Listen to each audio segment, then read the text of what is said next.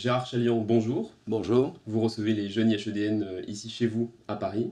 en effet. Donc vous êtes un grand expert français reconnu de la géopolitique. Est-ce que vous pourriez nous résumer, dans la mesure du possible, votre long parcours d'aventure et d'observation? Je vais essayer de bref.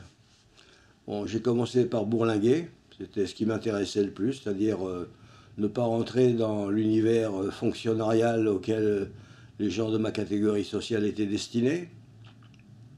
Je suis parti en Algérie, j'ai découvert que l'Algérie n'était pas la France, et j'ai découvert la question coloniale. Ça m'a poussé à m'engager. Par la suite, j'ai fait partie des réseaux de soutien du FLN. Après ça, j'ai travaillé à Alger pendant un peu plus d'un an. J'ai rencontré tous les mouvements de libération nationaux, et notamment Amilcar Cabral, qui luttait en Guinée-Bissau. Il m'a invité parce que je lui avais demandé « J'aimerais bien voir ton maquis, ça m'intéresse ». Et j'ai fait un bouquin sur comment est-ce qu'un maquis est organisé, comment avec le temps, on arrive à transformer sa faiblesse en force. Après ça, je faisais partie du comité Vietnam national, c'est la guerre du Vietnam, la guerre américaine. Et il y avait un comité Vietnam national avec Sartre, Simone de Beauvoir, Laurent Schwartz et d'autres qui m'ont dit « Bon, bah, tu as fait un très bon bouquin sur la Guinée-Bissau, donc la guerre ça t'intéresse, est-ce que tu es partant pour faire un séjour de 2 mois au Nord-Vietnam pour rendre compte des bombardements, comment ils sont organisés pour tenir ?» J'ai dit « Ouais, ça me passionne, je suis partant ». Je suis arrivé, d'emblée, ça m'a plu. D'un seul coup, je me suis senti chez moi, je ne savais pas très bien pourquoi au début. Et ce qui m'a plu, c'est cette détermination absolue des gens à tenir quoi qu'il en coûte. Ils se décentralisaient, c'est-à-dire tout ce qu'il y avait comme prof, comme infirmier, médecin, etc., instit, tout ça, ça partait à l'échelle du district et du village, parce que toutes les routes étaient détruites, tous les ponts étaient détruits, on se déplaçait à 15 à l'heure en moyenne, avec des ponts de fortune, constitués par un bateau, un autre bateau, des planches, et puis hop, dès qu'on était passé, le pont disparaissait, pour que les Américains ne sachent pas comment et où on est passé. Et donc j'ai fait connaissance avec un peuple absolument déterminé à ne se rendre en aucun cas. C'est là que M. Lyndon B. Johnson, qui était le président des États-Unis après Kennedy, avait dit quand même humiliant d'être tenu en échec par des petits hommes en pyjama. Ah ouais. C'est pas tout de mépriser l'adversaire, c'est qu'il faut savoir, est-ce qu'il est déterminé à tenir? Est-ce que le niveau de souffrance qu'il est prêt à accepter ne dépasse pas celui de tes GI qui soulèvent 80 kilos, voire même davantage, mais qui ne sont pas prêts à souffrir ce que les militants vietnamiens étaient prêts à souffrir pour l'indépendance, pour le refus de céder, par nationalisme. Enfin, leur détermination était plus grande que chez les Américains. Finalement, c'est ça qui compte. Dans ce qu'on appelle le rapport du faible au fort, en général, bon, on se dit, dans les guerres dites irrégulières, c'est-à-dire guérilla, etc., bah, le fort, c'est les États-Unis, ou bien n'importe lequel des États européens disposant d'une armée, comme les Britanniques ou les Français, et puis le faible, c'est l'autre. Et en principe, il doit l'emporter. Sauf que dans les 60 dernières années, eh ben, il n'y a eu aucune victoire, même en 91, où les États-Unis ont réussi à se débarrasser de Saddam Hussein au moment de l'annexion du Koweït. Ça s'est très mal terminé pour eux. L'Afghanistan, est-ce que c'est utile de le rappeler? Au bout de 20 ans, ils sont partis dans une déconfiture pathétique. Et puis, au Vietnam, bah, ils ont vraiment mis le paquet.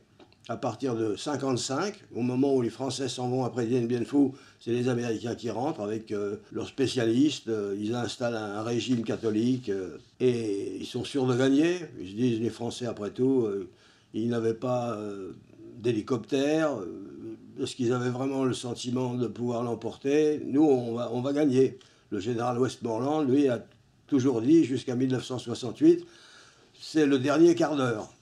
Et puis en 1968, les Vietnamiens du Sud ont organisé une offensive générale à Hue et dans beaucoup d'autres villes, y compris à Saigon. Ils sont même rentrés avec un commando de 19 membres à l'intérieur de l'ambassade américaine. Bon, évidemment, le lendemain, ils étaient morts, mais ils avaient quand même fait la preuve qu'ils pourraient rentrer là-dedans. Alors, il y avait ceux qui disaient, ben voilà, on les a vaincus puisqu'on les a écrasés au bout d'un mois ou 6 semaines. Dans la pratique, la guerre psychologique était perdue. Or, c'est ça qui compte. C'est-à-dire, si vous faites la preuve qu'on vous a raconté des histoires, c'est le dernier quart d'heure, on est en train de gagner, etc., et puis que l'autre fait la preuve qu'il est capable de mener une offensive de 50 petits corps d'armée capables d'investir 50 centres urbains, l'opinion publique américaine a basculé. C'est-à-dire qu'avant ça, ils étaient sûrs de gagner, et d'un seul coup, ils se rendaient compte qu'on leur a raconté des histoires. Ça va mal se terminer. En 1973, ils quittent Saigon, et également avec des hélicoptères où s'accrochent des gens. Et puis un an après, en 1975, Saigon tombe entre les mains des Nord-Vietnamiens. En somme, c'est une défaite. D'une façon générale, on peut dire que les Américains, depuis 1955, n'ont quasiment jamais remporté de victoire indiscutable. Alors, je ne dis pas qu'ils ont été battus, ce sont des non-victoires qui sont à chaque fois des échecs politiques. C'est ce que j'ai compris du travail que je pratique. Donc, votre travail vous a mené à suivre de nombreuses guérillas, de nombreux mouvements irréguliers dans différents conflits. Dans plusieurs de vos ouvrages, vous vous définissez comme observateur participant, qui est une notion récurrente en sciences sociales. Est-ce que vous pourriez nous faire une définition de cette place de l'observateur participant et peut-être de ses limites? D'abord, je suis présent, c'est-à-dire que je ne reste pas dans un bureau à examiner ce que les gens publient sur ce qui se passe. Non, je vais voir moi-même et je reste des mois. Je reste des mois, c'est-à-dire que je ne me bats pas, c'est pas mon combat, mais je prends les bombes, je peux aussi marcher sur une mine, enfin bref, je prends les mêmes risques que les autres, sauf que moi je ne tue personne. Je suis là pour comprendre comment. Alors j'ai été au Vietnam, j'ai été dans divers pays d'Asie orientale, j'ai été en Afrique de l'Ouest, j'ai été en Afrique de l'Est, j'ai été en Afrique du Sud, j'ai été en Amérique latine dans une demi-douzaine de pays, c'est-à-dire qu'au Moyen-Orient beaucoup. Enfin, j'ai couvert tout ça pendant des années. Et c'est pour ça que mon bouquin s'appelle Le savoir de la peau. Le savoir de la peau, c'est ce qu'on acquiert à travers l'expérience concrète. C'est-à-dire, vous êtes dedans, et qu'est-ce que vous cherchez? Vous cherchez à comprendre la perception des types qui se battent. Une chose que les Américains ne font pas. Pourquoi? Parce qu'ils estiment qu'ils sont tellement plus forts que pourquoi se fatiguer à comprendre les motivations de ceux d'en face. Or, ces motivations sont essentielles. Si on a d'un côté ceux qui sont prêts à mourir et de l'autre ceux qui travaillent pour leur carte verte ou pour payer le montant de l'achat de leur baraque, on ne part pas du tout des mêmes motivations. Hein. La détermination, ce qu'on appelle en fin de compte souvent l'idéologie, mais enfin l'idéologie c'est quoi? C'est que je suis prêt au nom du patriotisme à faire tout ce qu'il faut. Alors voilà ce que j'ai remarqué sur le terrain, quoi. Il faut connaître la religion des gens, parce que le côté religieux ça peut influer sur leur façon de combattre, leur culture. Si possible, avoir un moyen de communication. Je ne peux pas parler toutes les langues, mais enfin j'en parle 7, 8. Et et puis je reste, c'est-à-dire je connais la musique, je connais la nourriture des gens, je sais même cuisiner leur cuisine, ce qui fait que je ne suis pas complètement étranger. Voilà, ça compte. Et donc j'essaye de me fondre. J'amène pas de dictaphone, je n'amène pas d'appareil de photographie. Le moins de choses possibles qu'il faille qu'on me considère comme le mec d'ailleurs. Voilà. J'ai dit, on marche ensemble, on encaisse les bombes ensemble, on couche par terre ensemble, et voilà, c'est tout. C'est-à-dire que quand il y avait par exemple de l'entraînement, là, je m'entraînais avec les mecs. Pareil. Ça crée une espèce de familiarité que vous n'obtenez pas quand vous êtes l'étranger qui vient juste pour tourner un film et puis qui s'en va. Donc voilà, je me suis vraiment, comment dirais-je, autant que faire se peut, glissé chez l'autre, dans sa culture, dans ce qui se dit, dans ce qu'il ne faut pas dire, comment on se comporte, comment il ne faut pas faire certaines choses, etc. C'est-à-dire que j'ai appris à respecter la culture des autres, mais avant de la respecter, de la connaître. Ce qui est très rarement le cas des adversaires. Alors ils vous disent toujours, oui, on va gagner les esprits et les cœurs. C'est pas vrai. En fait, on ne gagne même pas les estomacs. On n'arrive pas à changer l'économie du pays. En fin de compte, partout, les Américains, comme d'autres, se sont appuyés sur des régimes impopulaires, corrompus, inefficaces.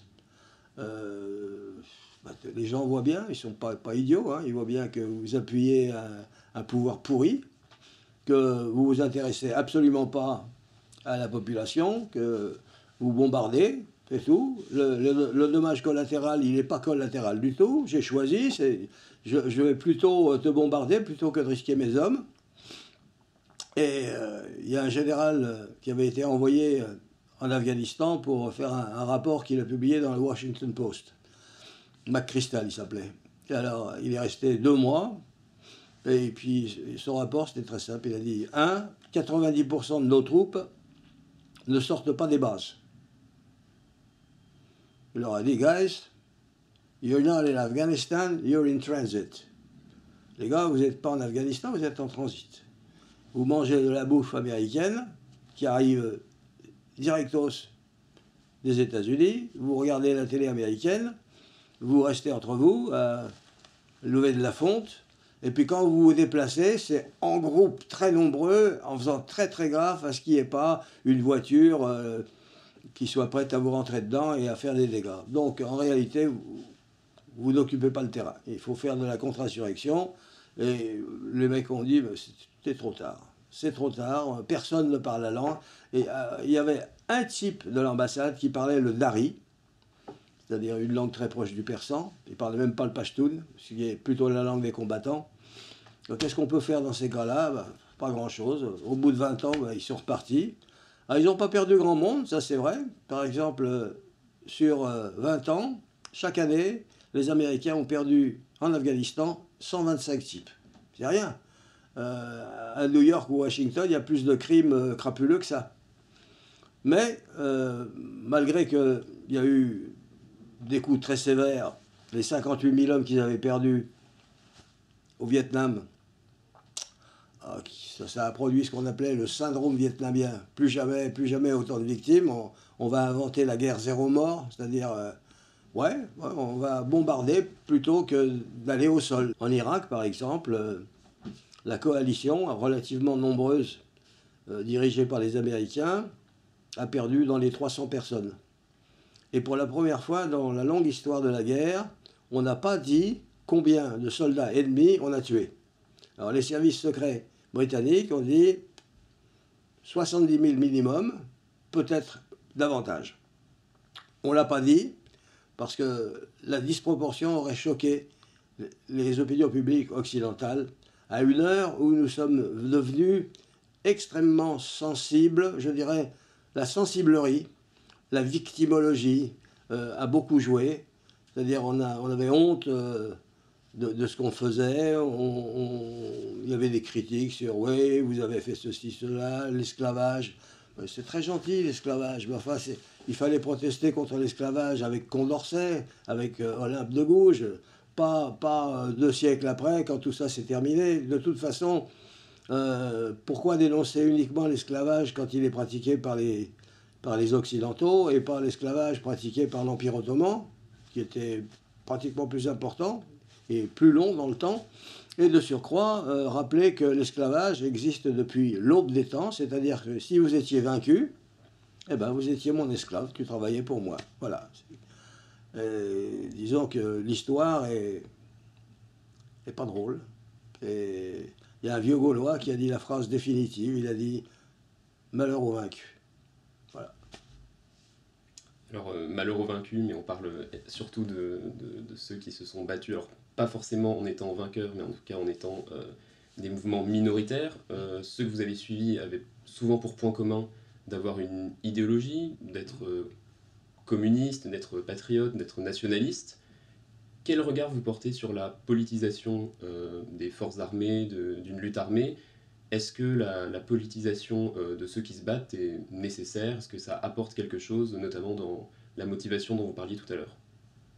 Bah, la motivation, elle est très forte, ça, il n'y a aucun doute. C'est-à-dire que si vous êtes prêt à mourir, c'est quand même autre chose que d'attendre que votre temps soit terminé pour rentrer à la maison. Ce qui est intéressant, c'est de signaler que après des combats extrêmement importants, qu'est-ce que l'État indépendant va faire pour sortir du sous-développement? Ça, c'est une question absolument vitale. Ben, regardons par exemple d'une part l'Algérie et d'autre part le Vietnam. Bon, les Vietnamiens, ils ont, au cours de leur histoire, ils se sont battus contre les Mongols 2 fois, contre les Chinois 2 fois, dont les Ming. Ils ont réussi à tenir tête aux Américains, et ils les ont même vaincus. Les Français, ils leur ont infligé Dien Bien Phu, et ils ont raccompagné une incursion chinoise qui était venue leur donner une leçon. Ils les ont raccompagnés jusqu'à la frontière. Donc c'est des gens qui ont comment dirais-je, su se battre. Mais, quels que soient leurs errements, lorsqu'ils se sont imaginés qu'on peut diriger l'économie comme on dirige les troupes, c'est-à-dire de façon bureaucratique, ils ont perdu une bonne dizaine d'années, ils se sont rendus compte que le marché c'est très important, et ils ont fait un socialisme de marché à la façon des Chinois. Aujourd'hui, le Vietnam est un État qui fait 7% de croissance économique. C'est énorme.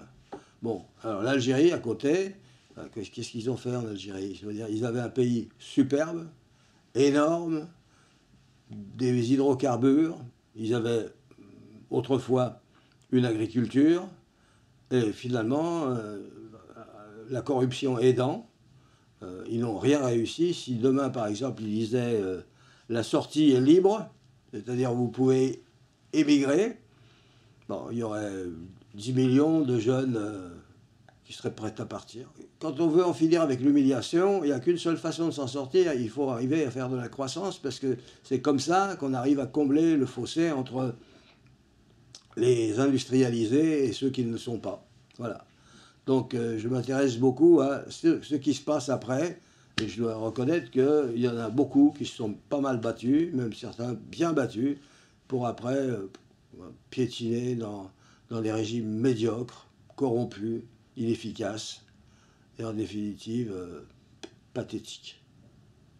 Voilà, c'est une leçon un peu amère. Alors vous nous parliez de votre approche globale des sociétés que vous avez étudiées. Ouais.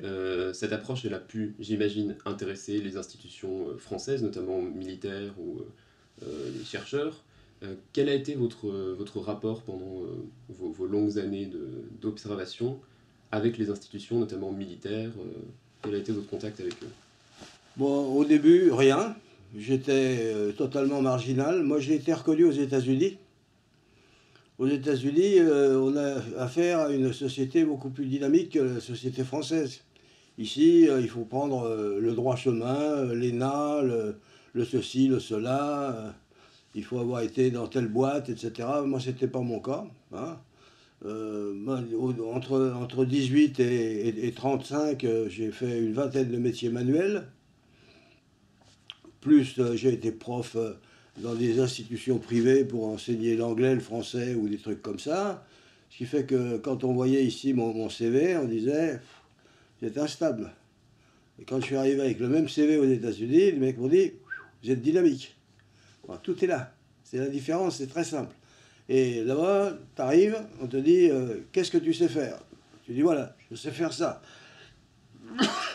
Tu me dis, ça m'intéresse. D'accord, on le fait. Ici, non. L'Atlas stratégique, par exemple, qui s'est vendu à 200 000 exemplaires, il a été refusé par une demi-douzaine d'éditeurs français. Il a fallu que ce soit Claude Durand, le Fayard, qui avait un esprit d'aventure, une intelligence rapide, etc. Enfin, pas du tout bureaucratique. Et quand je suis arrivé aux États-Unis avec le même, ils m'ont dit formidable. On ne l'a jamais fait, c'est pour ça qu'on va le faire. Ici, c'est on ne l'a jamais fait, donc on ne le fait pas. Donc j'ai été reconnu donc, aux États-Unis. C'est après qu'aux États-Unis, j'ai été prof en visite à Harvard, Berkeley, UCLA, etc., qu'on m'a proposé d'enseigner à l'ENA. Et après, à l'école de guerre. Alors là, c'est là où j'ai commencé à rencontrer des généraux français ouverts, comme le général Lucien Poirier, un type formidable, un des papas du nucléaire, général Gallois, général Buis, enfin bref, quand j'ai fait le gros bouquin qui s'appelle Anthologie mondiale de la stratégie, là on s'est dit, bon, faut quand même qu'on cause avec ce type, quoi. Voilà. Donc je suis rentré par, comment dirais-je, subrepticement par une voie irrégulière. Voilà, je suis un irrégulier. Ben, maintenant c'est différent, maintenant je suis reconnu. Ils m'ont filé le prix spécial de la géopolitique au ministère des Affaires étrangères, décerné par M. Le Drian pour l'ensemble de mon œuvre, etc. Bon, ceci dit, il était temps, hein, compte tenu de l'âge que j'ai. Bon, il aura fallu très longtemps pour qu'il se rende compte que le mec, bien qu'il n'ait pas été à l'école, il a fait des choses intéressantes. Bon, donc nous sommes des conservateurs, c'est-à-dire que nous sommes des faux révolutionnaires. Aujourd'hui, l'appareil est lourd. On voit bien, par exemple, Macron qui voudrait faire des réformes. Bon, ça rude partout, quoi. S'il dit on va travailler jusqu'à 64 ans, les mecs descendent dans la rue. Alors que tous les membres de l'Union européenne travaillent jusqu'à 65. Et il y en a même, comme les Suédois ou les Suisses, qui travaillent jusqu'à 67. Ben, nous, on refuse. Non, donc, on est une société très assistée et 60 ans de paix et de relative prospérité, parce qu'il y a eu 80% de la population qui a vécu bien et protégée, ben, ça nous a beaucoup ramolli. C'est Shakespeare qui dit Peace and plenty breeds cowards, c'est-à-dire la prospérité et la paix engendrent des pleutres. Ben, voilà, c'est nous. Ben, on a de sérieuses, comment dirais-je, de sérieux défis. Je veux dire, les temps vont être durs. L'après-Covid et l'après-Ukraine, ça va falloir serrer la ceinture. Je veux dire, nous sommes plutôt une société qui préférerait avoir une 6e semaine de vacances, des ponts plus nombreux et une retraite à 62 grands max. Voilà. C'est pas qu'on soit mal parti, on est mal arrivé. Voilà. Donc, vous parliez de l'influence de ces conflits, notamment du conflit ukrainien sur lequel on reviendra un petit peu plus tard. Autres acteurs de ces conflits, ce sont les reporters de guerre, les journalistes qui sont sur le terrain pour certains d'entre eux. Quel regard vous portez sur eux, sur leur rôle? Comment est-ce qu'il a évolué? Et vous avez sûrement dû en croiser dans vos différents voyages. Moi, je ne désire pas porter de jugement sur les reporters de guerre. Les photographes, par exemple, c'est des gens qui prennent des risques considérables. Hein. C'est-à-dire qu'on ne peut pas rester à l'hôtel et photographier, ce que certains font. C'est-à-dire ils restent à l'hôtel, ils disent qu'est-ce qui se passe sur le front, etc. Puis ils n'y vont pas. Bon, maintenant, il y a toujours quelques types sérieux qui font leur travail parce qu'ils l'aiment, parce que ça les excite, parce que ils ont envie de comprendre, parce qu'ils aiment le risque. Voilà. Le risque, c'est mal vu en France. Quand on tombe ici, c'est mal. On ne cherche pas à dire ah bah il a qu'à se relever et recommencer. Aux États-Unis, on tombe, on se relève, on vous offre toujours une deuxième chance. Et quand on veut quelque chose, par exemple en disant ouais je veux ça, et puis, les parents disent go and get it, ben, va le chercher si tu le veux. Ici c'est donne. Donc nous sommes, comment dirais-je, une société très mal armée pour nous battre. On s'est beaucoup habitué à être choyé et à toujours exiger davantage en donnant le moins possible. Voilà, notre problème, il est sévère. Avec en plus un sentiment de supériorité qui ne se justifie de moins en moins. On est des retardataires maintenant. On a été certainement des initiateurs, mais aujourd'hui on est des retardataires. C'est très difficile de secouer le conservatisme français. Alors parlons maintenant du XXIe siècle, du monde actuel et de ses conflits.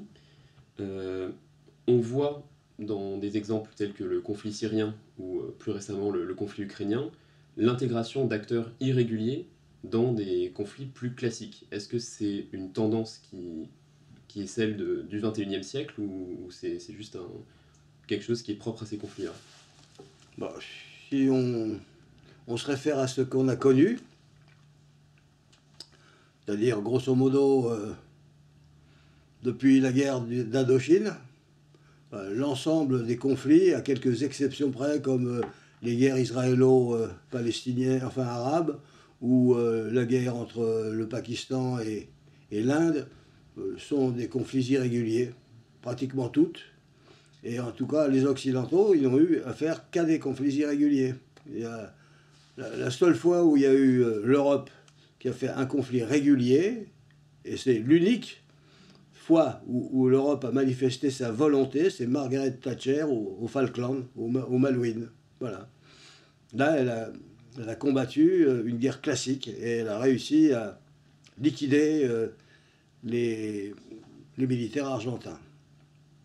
Autrement, bon, toute l'expérience américaine des 70 dernières années, c'est-à-dire depuis 1955, c'est des guerres irrégulières qu'ils ont à chaque fois pas gagnées. Sauf le bref épisode, victoire à la Pyrrhus, de se débarrasser de Saddam Hussein au moment où il a essayé d'annexer le Koweït. Voilà. Donc c'est ça qu'on peut dire. Ça ne veut pas dire que tous les conflits de demain seront comme ça, mais enfin le conflit direct entre deux puissances nucléaires, on cherche à l'éviter parce qu'on ne sait pas jusqu'où ça peut aller trop loin. Il ne faut pas pousser Poutine trop loin. Il ne faut pas déboucher sur le gaz ou le nucléaire tactique, parce que là, on ne sait plus où on s'arrête. Donc la guerre irrégulière, c'est la façon la plus, comment dirais-je, économique d'une certaine façon de faire la guerre. Économique au niveau de ce qu'on perd comme homme du côté occidental. En face, ils perdent beaucoup de gens, mais enfin, ils ont une démographie importante. Entre parenthèses, la question démographique, c'est très important. Hein. Il y a 120 ans, l'Europe représentait 25% de la population mondiale. Aujourd'hui, l'Europe, les 500 millions de charlots que nous sommes, là, ça représente 7%. L'Occident, il y a 120 ans, ça représentait un tiers de la population mondiale, 33%.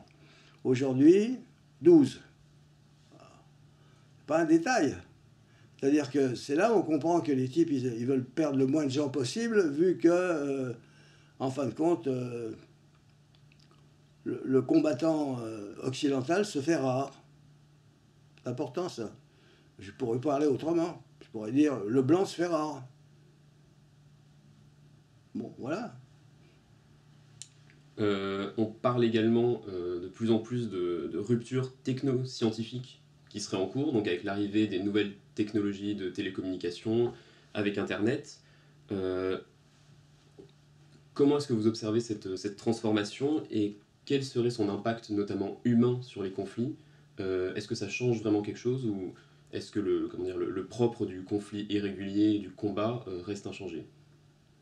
Bon, il y a une chose qui s'est quand même modifiée avec toutes ces percées technologiques, c'est ce qu'on appelle la cyberguerre.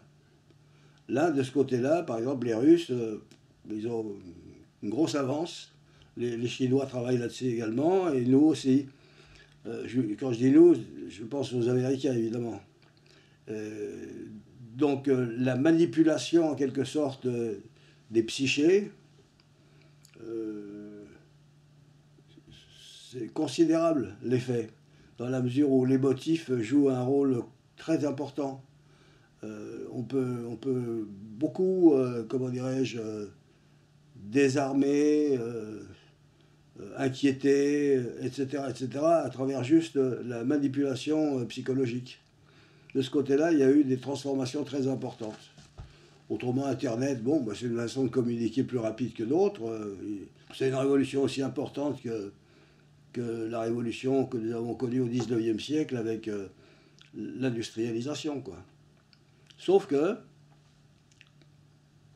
l'industrialisation a été strictement occidentale. Aucun des autres. Personne. Les seuls qui se sont réveillés à minuit moins une, c'est les Japonais, qui se sont dit, le péril blanc est là, il faut se mettre à leur école, sans perdre notre âme. En 1904, 1905, c'est-à-dire 35 ans après l'ère du Meiji, ils ont réussi à battre à l'ère industrielle une nation blanche, les Russes, sur terre, sur mer. Ils ont fait la démonstration que le mythe de la supériorité de l'homme blanc était un mythe. Alors parlons maintenant de l'armée française. Quel regard vous portez sur son adéquation au conflit actuel? Vous avez critiqué beaucoup cette politique zéro mort. Quel est son impact sur les conflits dans lesquels la France est engagée? Ben, nous avons besoin de rattraper notre retard en matière de drones, par exemple, c'est important, de secouer notre bureaucratisme. Il y a effectivement des gens qui travaillent en disant voilà ce qu'on pourrait faire, voilà ce que, etc. Moi, je lis certaines études sortant de l'Institut français des relations internationales. Il y a des choses excellentes. Seulement, qui va les mettre en pratique?